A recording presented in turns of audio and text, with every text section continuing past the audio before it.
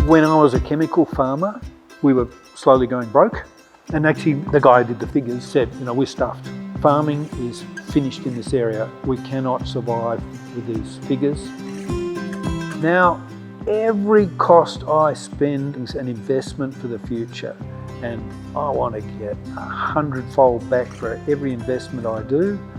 And I don't want to have to go back and redo it.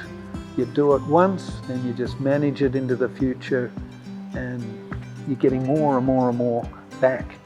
It's not more and more on.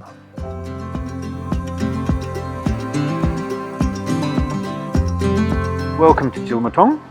Jillamatong's 2.5 kilometres from Braidwood, in the Southern Highlands of New South Wales.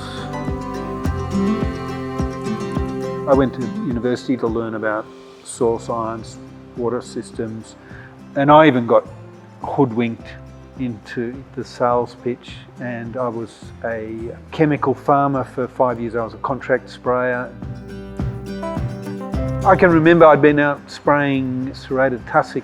By the time I got home, I'd welled up like a Michelin man. I just rashes and all that. And a woofer who was working on the farm came out and looked at me, and she didn't recognise me.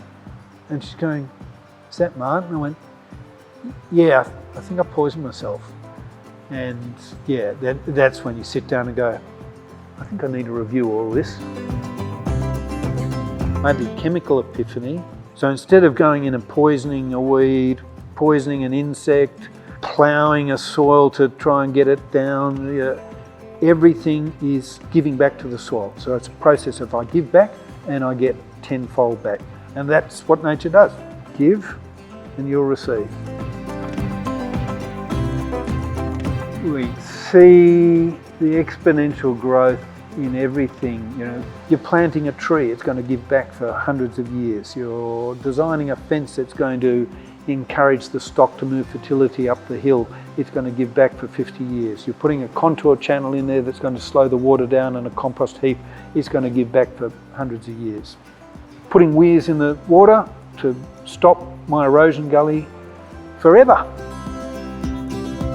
So the economics, that's the stuff that really excites a lot of farmers when they come here, and they're going, oh my God, look at that exponential benefit you can get. And that is the power of when you start working with nature and nature starts giving back.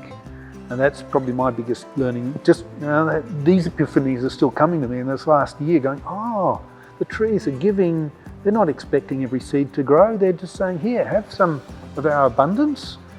Bring some of your fertility to us, bring a fungus here, blah, blah, and we'll make this lovely utopia.